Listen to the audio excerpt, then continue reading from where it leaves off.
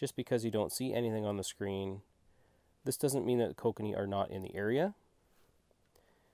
When you jig, it's going to send out a signal, and these fish are going to hear this sound wave, and they're going to come on in to investigate. So we are going to search the water column for these kokanee. Just before I turned the camera on, I was marking fish all over the water column. They were at 10 feet, 15, 20, 25, and some even shot down like my flasher here right to the bottom. So you want to fish the bottom. Sometimes if you're burbot fishing, lake trout fishing, or rainbow trout fishing, if you stay right off the bottom, sometimes you can see that fish on the bottom and he'll come up to hit your jig. And we can talk about this in another video. You can set a bottom lock feature on the Garmin Striker 4. You can actually zoom in to the bottom. You can select the top 10 feet, 15, 20 feet of bottom. You can actually see what's going on down there.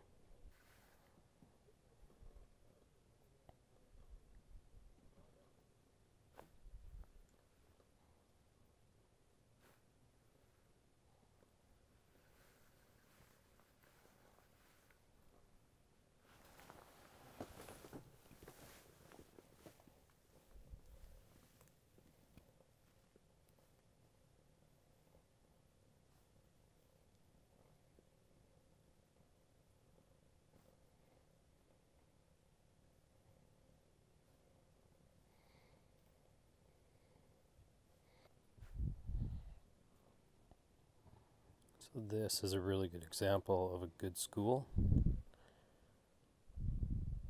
The bite hasn't, oh, I was just going to say the bite hasn't quite turned on yet. It's 12:30. Yesterday the bite turned on at 12:45. There's lots of fish here. They're just not super aggressive.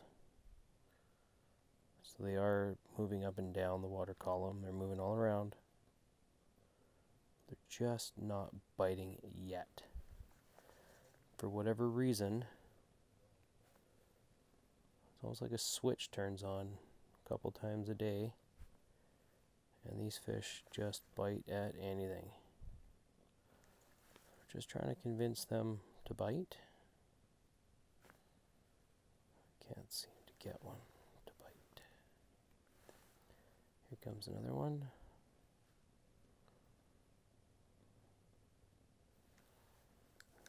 Just not interested.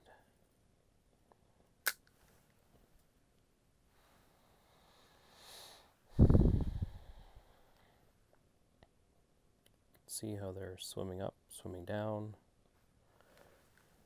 Now this is a prime example of a fish finder.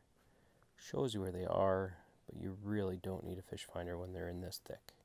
So something like this, if they're not biting, you might want to downsize your spoon, downsize your jig.